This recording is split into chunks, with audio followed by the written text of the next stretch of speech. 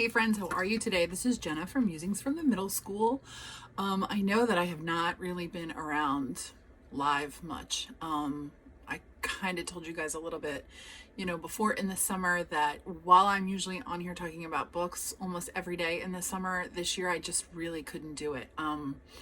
I was so incredibly stressed out this summer, and when I am super stressed, I can't read. It's really difficult for me to sit down and read a book because my brain is just moving a million miles a minute and I don't pay any attention to what I'm reading.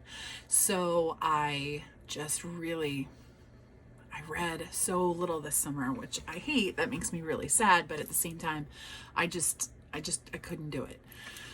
So like you, I am so stressed out. This is the scariest thing I've had to do in my career, is sort of embark on this school year, what it's going to look like. In my district, the kids have the option to go to school hybridly, meaning that they are in school 2 days a week and the rest of the time they are virtual, or they can be all virtual, meaning all day long, all their classes are given to them virtually. At this point, we have our teaching assignments. I mentioned this on Facebook the other night. I sort of hinted that things are going to be changing up a little bit on the blog and on my Facebook page, and that is true, but I still can't tell you yet what I'm actually teaching because we're not completely finished our scheduling. But I did want to hop on and talk to you a little bit about virtual instruction and how that is going to look. So no matter what it is I'm teaching this year, whether I'm teaching kids all virtually or I'm teaching the hybrid kids and I need to have, some form of virtual instruction. Also, if you are one of those people who are doing the live teaching where you are not only teaching kids in front of you, but you're mic'd up and streaming from your room, first, let me just say, bless your heart, because that gives me such anxiety. I truly think I don't know if I would be able to have gone back in that environment. That would have stressed me out to no end. So if that's what you're doing, you are my hero. You are a total rock star. That has got to be so tricky. But I'm hoping that the tips that I give you today maybe will make that be a little bit easier for you. I also realized that this video is coming at you kind of late. My district did move the start date for school. I actually don't have to be in until next week myself, and our kids are not in until the following week. So we are still on summer break right now because the district is working really hard to, get all the PPE in and put up all the desk guards. So they, delayed the start of the school year. So I know some of you are already going and you're in. Some of you have already been in for 2 weeks.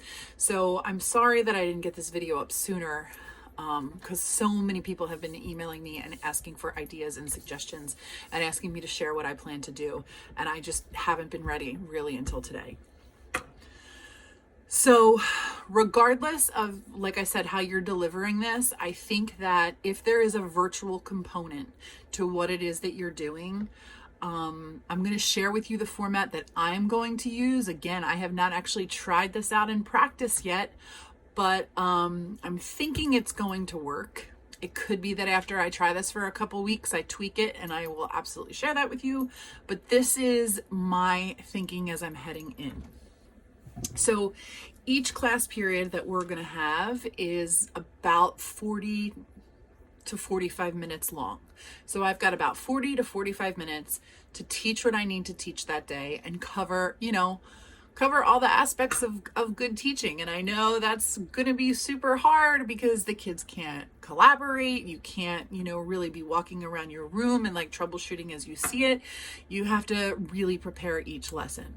So one of the things that I'm noticing as I'm starting to plan is that it's sort of like flashing back to my student teaching days. If you remember, if you went to a school where when you were student teaching, we were required to write these insane lesson plans for every single lesson, and our professors graded them. I mean, they were 3 or 4 pages long for each lesson because you just had all these components to it that nobody ever includes. Once you're a seasoned teacher, you stop doing that.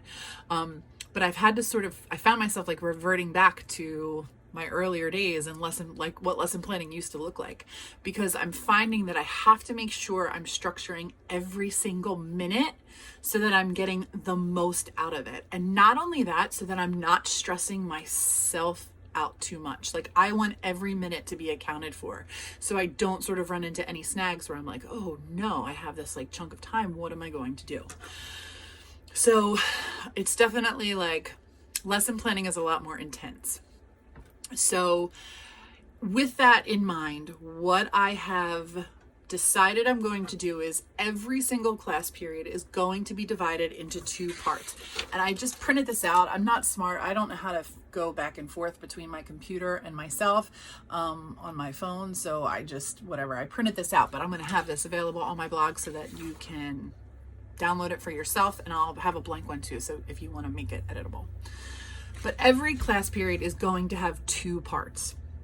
Part 1 is instruction and guided practice, and part 2 is going to be independent practice. And that's really going to be every single lesson. Some days part 1 might be 5 minutes and part 2 might be 40 minutes. Some days part 1 might be 30 minutes. Some days part 2 might be 20. Some days it might be an even split, 20 and 20. That's going to change all the time, but there's always going to be 2 parts. And that is the only way that I can really think of to make teaching both synchronous and asynchronous. May we never use those words again after this school year. But I wanted to be able to make sure I was doing both of them at the same, like getting them both in. So part 1 comes first, and that is always going to be instruction and guided practice. And that's how we will start every single class period. A Zoom link will be posted. The kids will enter the Zoom meeting. Now, as they're entering in, my screen is going to have a do now displayed for them. Basically anything, some kind of question, this or that, like would you rather kind of thing. And the kids are going to type their responses in the chat. That's what they're going to be doing when they first come in. Once everybody's arrived, I'm going to mute everyone. And then I'm going to just sort of talk through a few of the things we see in the chat. This is just like what I would do in the classroom. It's basically, they have a do now. Once everybody's done, we talk about a few and then we move on. I will probably do a book talk or 2, or share the first chapter of a book. Usually, I always do that on Friday. I have my first chapter Fridays. That's definitely going to be happening on Friday. But I was thinking maybe there might be days where I would work that in at other times too. But I usually always give at least 1 book talk each day.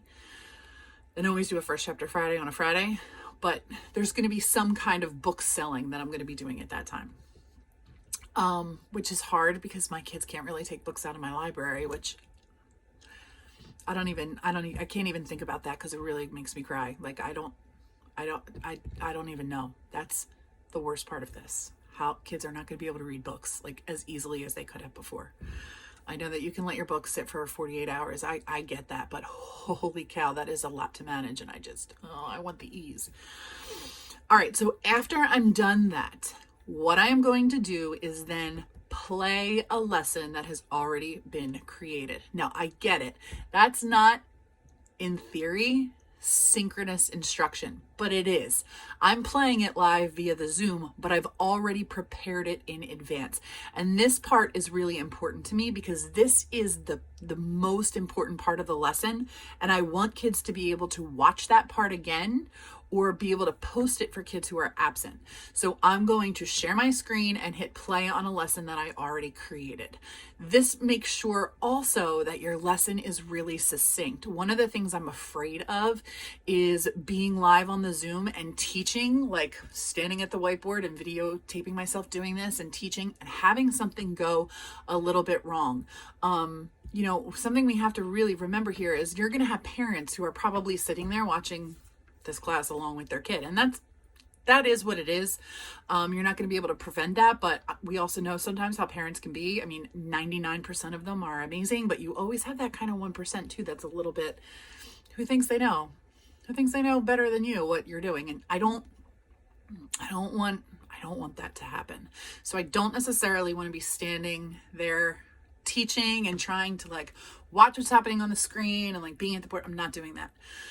So I'm going to be playing a pre-recorded lesson that I have made. The other good thing about that too is that you can share that work if you have partners. Like if you have people that you're working with and, somebody else is teaching the same class you are, you can split the work. Like when you're teaching point of view, you're teaching point of view. If you make the PowerPoint, if they make the PowerPoint, does it necessarily matter? Or maybe you're using a video from YouTube or whatever it is. But that part is going to be something that I've already decided everyone's going to watch. And then it's going to be stored so that the kids can go back and watch it again and again if they need to. So once that's done playing, we'll stop it. I will come back and clarify any questions anyone might have had about what they saw. And then I'm going to explain to them what's happening in part 2. That's their independent work time. All right. And so I'll say, now is the time. Here's what you're going to do. Here's how we're working today. Go at it. And then the rest of the class is reserved for independent work time. Now, there's 3 different formats I'm going to use for independent work time. You can see that I have them here. The first way is called questions and answers. This simulates the classroom in that if you give the kids an assignment and they're doing it and you're walking around the room and a kid raises their hand, you go to that kid and you help them out. But mostly the kids are working independently and you're there to answer a question if they have it. That's what this is meant to simulate. So what's going to happen is the kids are all going to log out of the Zoom that we are in. And I will have a second Zoom link that is available for kids who have questions. So if they have a question while they're doing their independent work, they will log into this new Zoom link and I will let them in one at a time. I really believe in the one at a time. I don't necessarily think, sometimes it's great when a kid asks a question and everybody has it. That's good to know too. And obviously we would love that, but I don't necessarily know if that's the case. Like for this, that's not how that's going to work. Kids are going to come in, they're going to ask a question, and then when they're done, I'm going to send them out and I'll let the next person in. Some kids might not have any questions that day, so they don't have to log back in. They can just do their independent work and submit it and call that a day. But this is like a question. Sorry, I got a phone call. That was annoying. So that's how this, now I lost my train of thought. Gosh, and it's always spam. Like, why? So that's how this part is going to work. There'll be a separate Zoom link. I know it's a pain to have 2 Zoom links. I understand. That's really annoying. But I needed a way to know, I needed to know that they had a question for me. And I needed them to also be waiting in the waiting room. So that's how this is going to work. So some days it's going to be a question and answer. Only come and see me. If you have a question, here's the Zoom link. You need to do that. The other format is, the next format is the workshop format. And this is meant to simulate just like a workshop in your class. So if you do readers workshop, if you do writing workshop, and you do reading and writing conferences, that's how this is going to work. So basically what'll happen if it's a workshop independent practice day, after I'm done explaining what's going to happen that day, after I give all the instructions, I'm putting the whole class into the waiting room. And they're going to start working independently. And while they're working, I'm going to bring kids one at a time back into the Zoom and do a one-on-one conference with them live. So when the kid is done then with their conference, they're allowed to log out of the Zoom and just continue working on their own. But all the kids go into the waiting room and I bring them in one at a time to do a conference. So that was the second one. And then the last possible sort of format I'm going to use for this is something I'm going to call working together. And this, again, is something that I do in my room too. So working together means that while the kids are doing independent work, I am doing the same assignment alongside them. This I do all the time for writing. Like when the kids are drafting a piece, I am always drafting one too, usually under the document camera so they can see me work. And sometimes I'll think out loud as I do that. I mean, that's a really valuable part of teaching too, is them like seeing you do it and hearing your thinking. So on this day, all the kids stay in the Zoom. If their environment at home is quiet, they don't have to mute themselves. They can leave their mic on.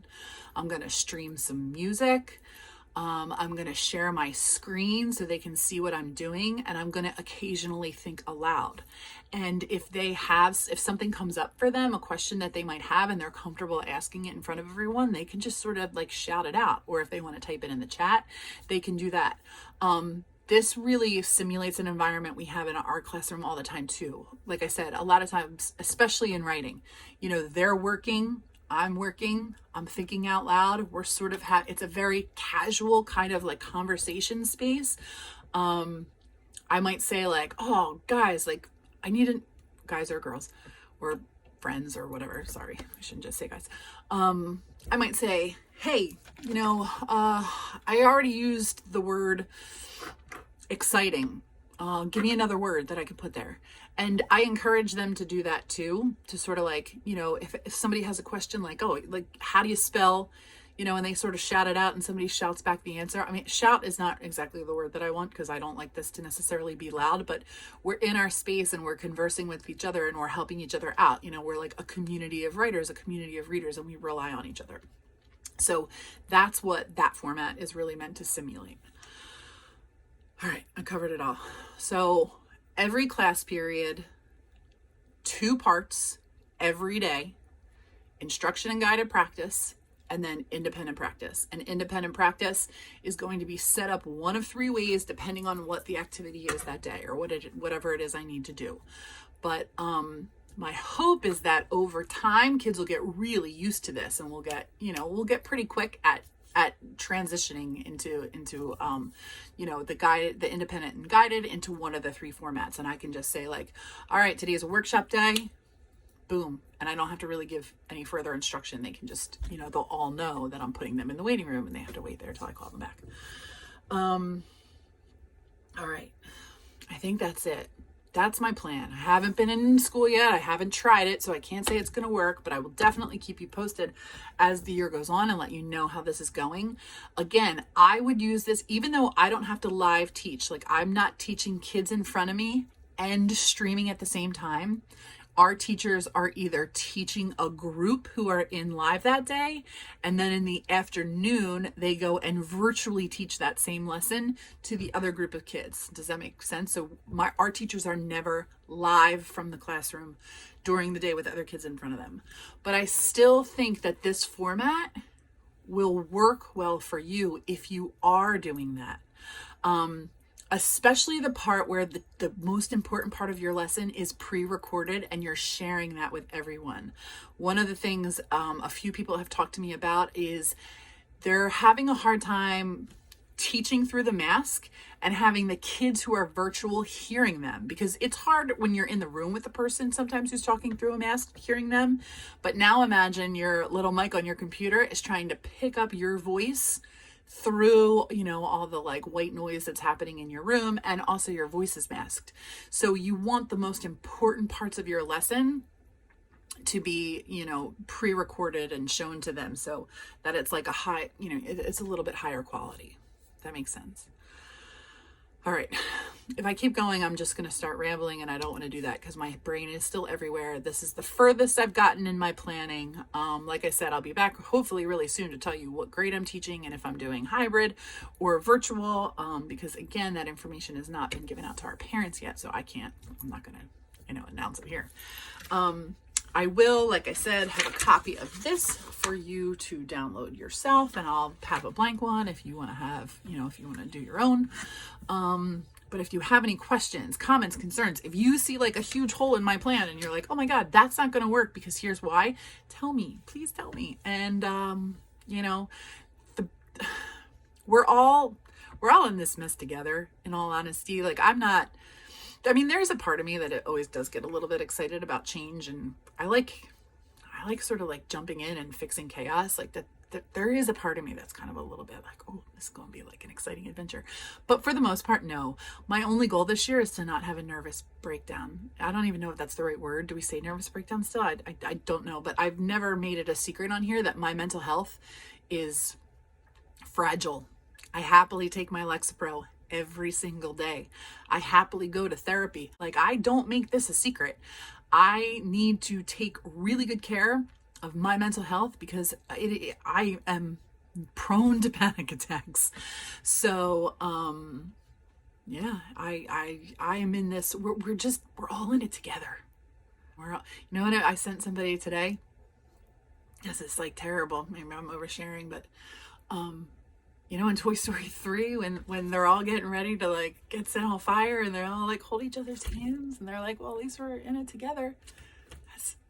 That's this, right? Is that what this is? This is what it kind of feels like. So we just need the aliens to come save us with the claw, and we'll be fine. I mean, we can do this. We can definitely do this. Teachers can do anything. They're the smartest, greatest, most hardworking people I know. We can do this. We can. We just need to take care of each other and take care of ourselves and just do the best we can. All right. If you have questions, concerns, let me know. Talk to you soon.